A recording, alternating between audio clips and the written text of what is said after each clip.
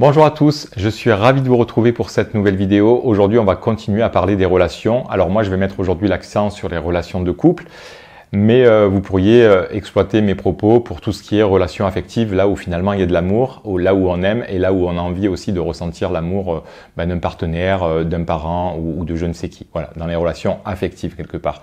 Donc forcément, je vais exclure les relations professionnelles. Pas que dans les relations professionnelles, il ne peut pas y avoir d'affect, et parfois c'est super quand il y en a, et puis ça peut être une préférence aussi qu'il y en ait, mais c'est pas un indispensable parce que dans les relations professionnelles, ce qu'on attend, c'est des compétences, et puis c'est ce que on va dire que la communication passe bien, qu'on puisse se comprendre, etc. Donc là, on parlerait plutôt éventuellement de considération, de respect, de reconnaissance, et normalement ça marcherait déjà plutôt bien. Donc j'en reviens à mes relations affectives. Je vous avais parlé donc du livre de Gary Chapman avec les 5 langages de l'amour que je vous invite encore une fois à lire, à relire suffisamment pour vraiment intégrer complètement ce principe. Mais pour moi, c'est vraiment capital de comprendre que le sentiment amoureux que l'on ressent pour une personne n'a rien à voir avec la qualité de l'amour qu'on lui propose. Et je crois que c'est super important de comprendre ça parce que parfois quand on se sent très amoureux, on pourrait presque partir sur le postulat de dire oui mais je t'aime et donc en gros ça devrait te suffire puisque je t'aime et la manière dont je démontre mon amour devrait te suffire ou devrait te satisfaire. Alors qu'en fait ça n'a rien à voir. L'élan à mon sens ou le ressenti d'amour qu'on peut éprouver, ça c'est tout bénef pour nous ou pour la personne qui le vit. Ça peut vous donner de l'enthousiasme, de la joie de vivre, de l'entrain, de la créativité, voire de l'inspiration ou tout un tas d'autres choses plutôt positives. C'est-à-dire que ça va vous générer en vous des émotions ou des sentiments heureux, de joie. Et ça, vous allez pouvoir utiliser ça dans votre quotidien pour en bénéficier et vous épanouir. Mais ne pas mélanger la joie que je ressens avec la qualité de l'amour que je propose. Voilà, ça c'est hyper important de comprendre ça. Et du coup, par rapport à ça, ben justement, ne pas partir sur le postulat de dire parce que je t'aime, ben ce que je te propose est qualitatif ou te correspond.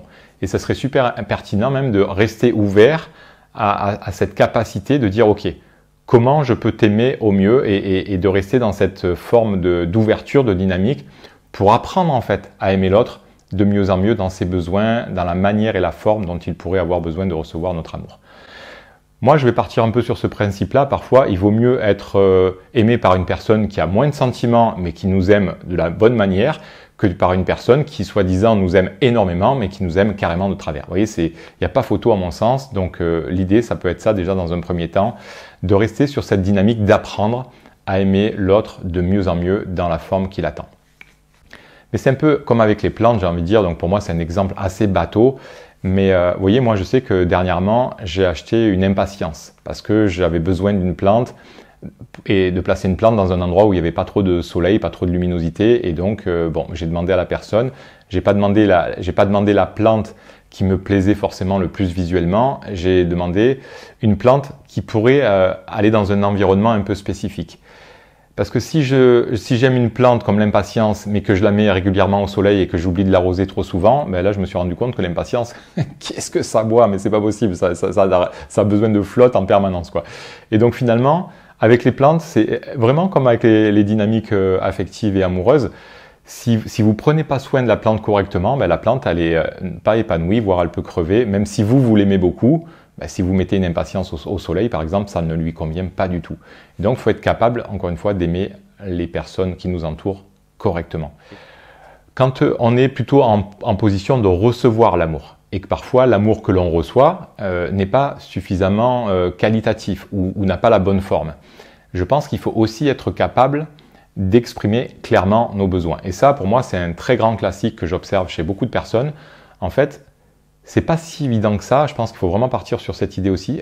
C'est pas du tout évident d'exprimer clairement ses besoins. Et je pense que quand on le fait, on a l'impression que c'est clair, parce que pour nous c'est clair, tellement on vit dans notre propre univers, dans notre propre système de référence. Et du coup, quand on va s'adresser à un partenaire de vie, on va avoir l'impression que c'est limpide, que c'est clair, mais c'est tout sauf clair. En fait, les 3/4 du temps, ce n'est pas suffisamment concret, pas suffisamment explicite, pas suffisamment détaillé, et donc on va dire à la personne « j'aimerais que tu passes plus de temps avec moi » ou « j'aimerais que tu sois plus présent » ou « j'aimerais que tu sois plus tolérant » ou « j'aimerais que tu sois plus attentionné ».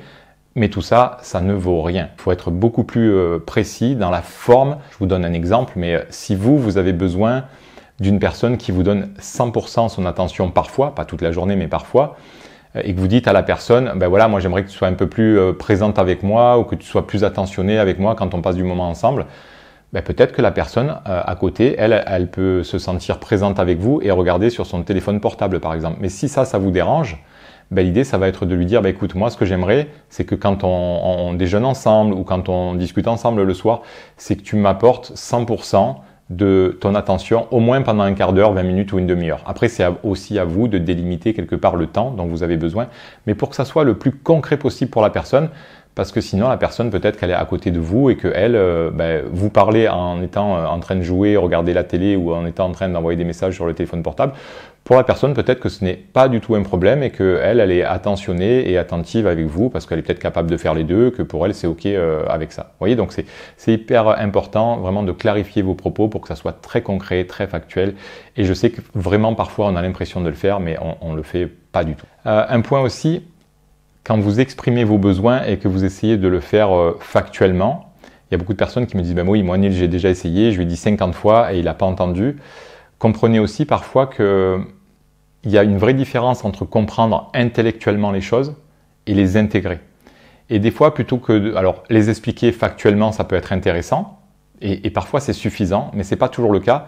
Parfois, on est obligé de mettre en place des petits jeux de rôle ou de faire toucher du doigt la personne un petit peu ce que ça peut nous faire ressentir, parce que sinon, en fait, la personne va rester dans son mental, elle va peut-être imaginer que pour vous c'est important, mais peut-être qu'elle ne prendra pas complètement l'ampleur de cet important et du coup aura peut-être un peu plus de mal à y répondre. Vous voyez, ça peut être tout un tas de petites choses auxquelles vous aspirez et qui pourraient être légitimes pour vous, mais suivant la façon dont vous allez le dire, bon déjà si c'est sur la critique et le reproche, ça marche rarement, mais même si vous le dites gentiment, etc., peut-être que pour la personne, elle va le comprendre, mais pas à la hauteur de ce que c'est vraiment pour vous. Et donc là, parfois, on peut un peu user de certains jeux de rôle de manière à ce que la personne vraiment le comprenne plus en termes d'expérience que de compréhension intellectuelle. Vous voyez, pour moi, c'est vraiment entre la théorie et la pratique, c'est des fois comme quand on voit des émissions de voyage à la télévision, on peut s'imaginer, je ne sais pas moi, la taille de certains monuments ou la beauté de certains paysages, on peut se les imaginer. Et en fait, quand on y va, on touche vraiment ça du doigt et on fait waouh, c'est un autre monde en fait. Et là, on vit une expérience et là, on comprend. Mais parfois, le fait de simplement regarder la télévision n'a pas suffi. Et je pense que dans nos échanges aussi interpersonnels, parfois il y a aussi ça qui se joue, c'est-à-dire que ça reste une compréhension très intellectuelle, mais c'est pas une intégration à tous les niveaux et du coup, c'est pas suffisant. Un point qui peut être important aussi, j'y reviendrai plus tard parce que ça c'est plus des principes de CNV, mais bien sûr c'est d'éviter d'être dans le reproche ou la critique, parce que souvent quand on a ce manque d'affection, ce manque d'amour ou qu'on n'a pas quelque part la forme d'amour à laquelle on aspire, ça peut un peu nous peiner, ça peut nous blesser ou nous affecter, et là, étant donné qu'après on va être en réaction, les 3/4 du temps, on va réagir et on va attaquer l'autre. Sous forme de critique, sous forme c'est même pas des remarques, c'est des jugements ou des critiques.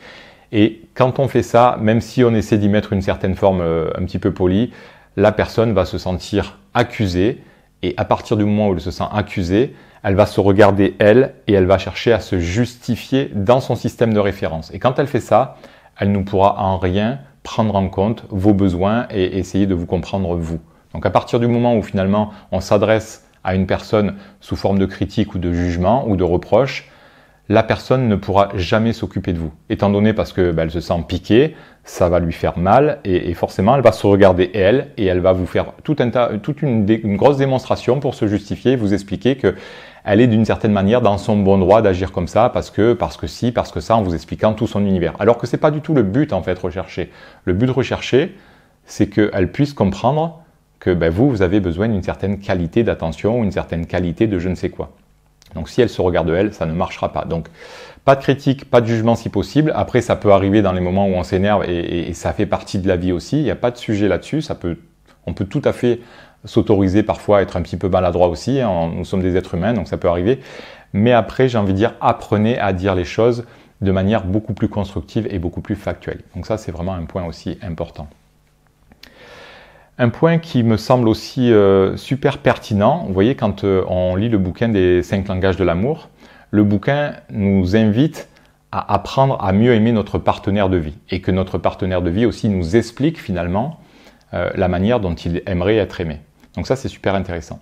Mais si on va un peu plus loin dans, quelque part, cette forme de compréhension, ça peut être aussi super pertinent, finalement, d'en profiter pour changer certaines croyances, changer certaines interprétations qui ne sont pas forcément réelles vis-à-vis d'autrui. Si par exemple, vous attendez une qualité de présence, parce que pour vous, dans votre système de référence, c'est comme ça que doit être une qualité de présence, ou votre partenaire de vie doit, quand il vous parle, être pleinement présent avec vous, doit lâcher son téléphone et passer quand même suffisamment de temps avec vous pour vous demander comment vous allez, amener toute votre attention avec vous, etc. Si cette personne ne le fait pas de cette manière-là et qu'en même temps elle envoie un message sur son téléphone ou qu'elle écoute un peu une émission à la télé ou je ne sais quoi, vous risquez d'encoder son comportement ou son attitude comme un manque d'attention, vous voyez, comme une forme de négligence vis-à-vis de vous, alors que ce n'est pas forcément le cas. Et ça, c'est hyper important de pouvoir aussi transformer vos interprétations, parce que peut-être que pour la personne, dans son système de référence, pour vous, en tout cas pour elle, vous apporter de l'amour, ça peut présenter une autre forme. Peut-être, je ne sais pas, être présent quand vous en avez vraiment besoin, dans des moments difficiles, ou vous donner des coups de main, ou vous faire des cadeaux, vous voyez. Et donc c'est hyper pertinent, et c'est pas une fin en soi, mais de désencoder quelque part vos interprétations quand une personne ne fait pas ce à quoi vous aspirez ou ce que vous attendez. Ça peut être par rapport à des messages. Si la personne ne vous envoie pas suffisamment de messages, vous pourriez dire que la personne soit n'est pas suffisamment en amour avec vous, soit qu'elle s'en fiche un petit peu, soit qu'elle vous néglige ou qu'elle pense à autre chose alors qu'elle pourrait aussi penser à vous. Et cette interprétation-là risquerait de vous faire du mal. Vous voyez, si je considère que la personne avec qui je suis pourrait faire mieux, forcément, je me dis que si elle peut faire mieux, je ne vois pas pourquoi elle ne le fait pas et je vais lui reprocher, voyez, le fait qu'elle ne fasse pas mieux, parce que je considère qu'elle pourrait faire mieux. Alors qu'en réalité, ça peut arriver que les personnes puissent faire mieux et qu'elles le négligent volontairement, mais c'est assez rare en fait. Souvent, les personnes font au mieux, mais simplement, elles n'ont pas forcément pris en considération vos importants et ne savent pas forcément y répondre de la bonne manière.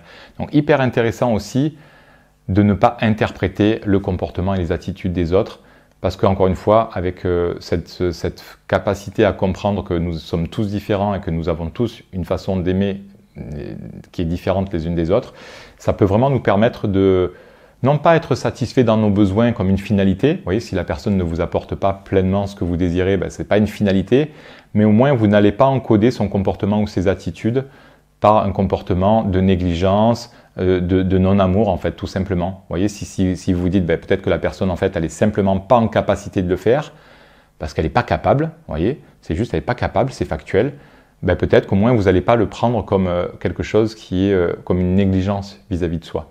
Et je trouve que c'est très différent de se dire voilà, peut-être qu'elle est préoccupée, peut-être qu'elle n'a pas le temps, peut-être qu'elle ne sait pas faire. Vous voyez, il y a des personnes qui ne savent pas forcément trop démontrer leur amour.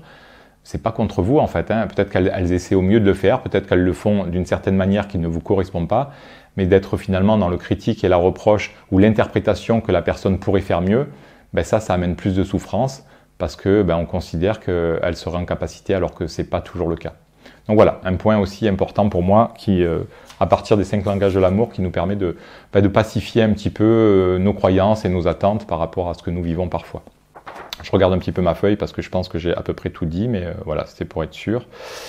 Bien écoutez, ouais, je crois que j'ai fait le tour. Bref, j'en rajoute pas plus, la coupe est pleine, donc n'hésitez pas si vous avez besoin de me contacter au besoin, que ce soit pour prendre un rendez-vous en ligne, que ce soit pour des accompagnements en couple ou en individuel. Vous avez aussi la possibilité de me contacter avec un quart d'heure gratuit que je vous offre pour éventuellement répondre à quelques-unes de vos questions. Et puis n'hésitez pas à liker, à partager et puis à me poser vos questions, à me mettre vos commentaires, enfin bref, j'arrête. Je vous dis à très bientôt, bonne réflexion et puis à bientôt pour une prochaine vidéo. Bye bye.